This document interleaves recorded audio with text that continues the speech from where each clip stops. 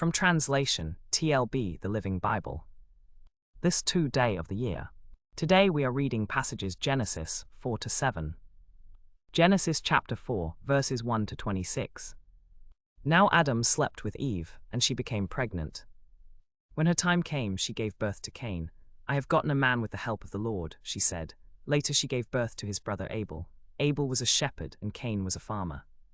After a while, Cain brought some of the fruits of the soil as an offering to the Lord. And Abel also brought an offering, some of the firstborn of his flock and the fat portions. The Lord looked with favor on Abel and his offering, but on Cain and his offering he did not look with favor. So Cain was very angry and his face was downcast. Then the Lord said to Cain, "Why are you angry? Why is your face downcast? If you do what is right, will you not be accepted? But if you do not do what is right, sin is crouching at your door. It desires to have you, but you must rule over it." Now Cain said to his brother Abel, "Let's go out to the field." And while they were in the field, Cain attacked his brother Abel and killed him. Then the Lord said to Cain, "Where is your brother Abel?" "I don't know," he replied. "Am I my brother's keeper?" The Lord said, "What have you done? Listen, your brother's blood cries out to me from the ground. Now you are under curse and driven from the ground, which opened its mouth to receive your brother's blood from your hand. When you work the ground, it will no longer yield its crops for you. You will be a restless wanderer on the earth." Cain said to the Lord, "My punishment is more than I can bear. Today you are driving me from the land, and I will be hidden from your presence. I will be a restless wanderer on the earth, and whoever finds me will kill me."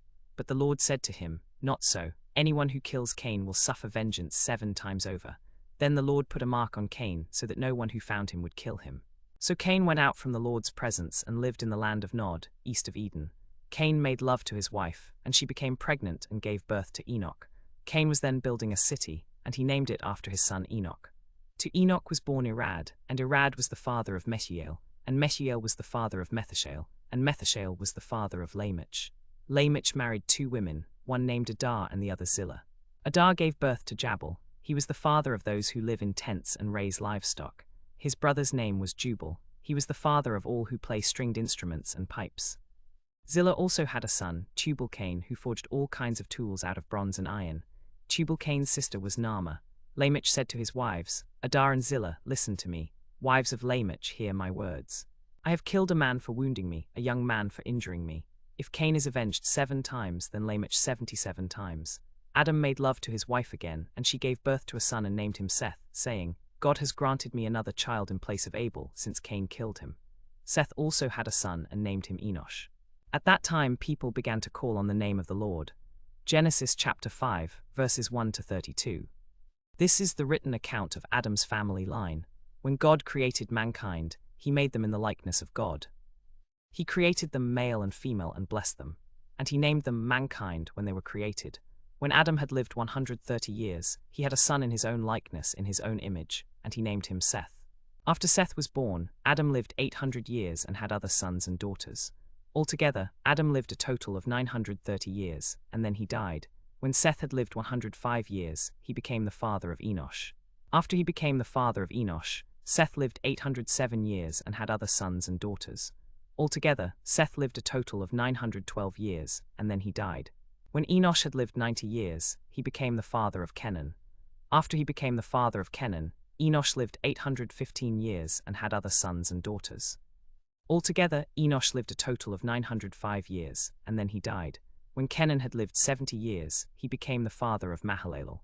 After he became the father of Mahalalel, Kenan lived 840 years and had other sons and daughters. Altogether, Kenan lived a total of 910 years, and then he died. When Mahalalel had lived 65 years, he became the father of Jard. After he became the father of Jard, Mahalalel lived 830 years and had other sons and daughters. Altogether, Mahalalel lived a total of 895 years, and then he died. When Jard had lived 162 years, he became the father of Enoch. After he became the father of Enoch, Jard lived 800 years and had other sons and daughters. Altogether, Jard lived a total of 962 years, and then he died. When Enoch had lived 65 years, he became the father of Methuselah. After he became the father of Methuselah, Enoch walked faithfully with God 300 years and had other sons and daughters. Altogether, Enoch lived a total of 365 years. Enoch walked faithfully with God, then he was no more, because God took him away. When Methuselah had lived 187 years, he became the father of Lamech. After he became the father of Lamech, Methuselah lived 782 years and had other sons and daughters. Altogether, Methuselah lived a total of 969 years, and then he died. When Lamech had lived 182 years, he had a son. He named him Noah and said, "He will comfort us in the labor and painful toil of our hands caused by the ground the Lord has cursed." After Noah was born, Lamech lived 595 years and had other sons and daughters. Altogether, Lamech lived a total of 777 years, and then he died. After Noah was 500 years old, he became the father of Shem, Ham, and Japheth. Genesis chapter 6, verses 1 to 22. When human beings began to increase in number on the earth and daughters were born to them, the sons of God saw that the daughters of humans were beautiful, and they married any of them they chose. Then the Lord said, "My spirit will not contend with humans forever, for they are mortal. Their days will be 120 years. The Nephilim were on the earth in those days, and also afterward, when the sons of God went to the daughters of humans and had children by them. They were the heroes of old, men of renown. The Lord saw how great the wickedness of the human race had become on the earth, and that every inclination of the thoughts of the human heart was only evil all the time. The Lord regretted that he had made human beings on the earth, and his heart was deeply troubled. So the Lord said, "I will wipe from the face of the earth the human race I have created, and with them the animals, the birds and the creatures that move along the ground, for I regret that I have made them." But Noah found favor in the eyes of the Lord. This is the account of Noah and his family. Noah was a righteous man, blameless among the people of his time, and he walked faithfully with God. Noah had 3 sons, Shem, Ham, and Japheth. Now the earth was corrupt in God's sight and was full of violence. God saw how corrupt the earth had become, for all the people on earth had corrupted their ways. So God said to Noah, "I am going to put an end to all people, for the earth is filled with violence because of them. I am surely going to destroy both them and the earth. So make yourself an ark of cypress wood, make rooms in it, and coat it with pitch inside and out. This is how you are to build it. The ark is to be 300 cubits long, 50 cubits wide, and 30 cubits high. Make a roof for it, and finish the ark to within a cubit of the top. Put a door in the side of the ark, and make lower, middle, and upper decks. I am going to bring floodwaters on the earth to destroy all life under the heavens, every creature that has the breath of life in it. Everything on earth will perish. But I will establish my covenant with you, and you will enter the ark, you and your sons and your wife and your sons' wives with you. You are to bring into the ark 2 of all living creatures, male and female, to keep them alive with you. 2 of every kind of bird, of every kind of animal, and of every kind of creature that moves along the ground will come to you to be kept alive. You are to take every kind of food that is to be eaten and store it as food for you and for them." Noah did everything just as God commanded him. Genesis chapter 7, verses 1 to 24. The Lord then said to Noah, "Go into the ark, you and your whole family, because I have found you righteous in this generation. Take with you 7 pairs of every kind of clean animal, a male and its mate, and 2 pairs of every kind of unclean animal, a male and its mate, and also 7 pairs of every kind of bird, male and female, to keep their various kinds alive throughout the earth. 7 days from now, I will send rain on the earth for 40 days and 40 nights, and I will wipe from the surface of the earth every living creature I have made." And Noah did all that the Lord commanded him. Noah was 600 years old when the floodwaters came on the earth, and Noah and his sons and his wife and his sons' wives entered the ark to escape the waters of the flood. Pairs of clean and unclean animals, of birds and of all creatures that move along the ground, male and female, came to Noah and entered the ark, as God had commanded Noah. After the 7 days the floodwaters came on the earth. In the 600th year of Noah's life, on the 17th day of the 2nd month, on that day all the springs of the great deep burst forth, and the floodgates of the heavens were opened, and rain fell on the earth 40 days and 40 nights.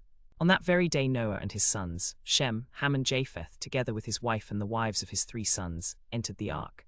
They had with them every wild animal according to its kind, all livestock according to their kinds, every creature that moves along the ground according to its kind, and every bird according to its kind, everything with wings. Pairs of all creatures that have the breath of life in them came to Noah and entered the ark. The animals going in were male and female of every living thing, as God had commanded Noah. Then the Lord shut him in. For 40 days the flood kept coming on the earth, and as the waters increased they lifted the ark high above the earth. The waters rose and increased greatly on the earth, and the ark floated on the surface of the water. They rose greatly on the earth, and all the high mountains under the entire heavens were covered. The waters rose and covered the mountains to a depth of more than 15 cubits. Every living thing that moved on land perished, birds, livestock, wild animals, all the creatures that swarm over the earth, and all mankind. Everything on dry land that had the breath of life in its nostrils died. Every living thing on the face of the earth was wiped out. People and animals and the creatures that move along the ground and the birds were wiped from the earth. Only Noah was left, and those with him in the ark. The waters flooded the earth for 150 days.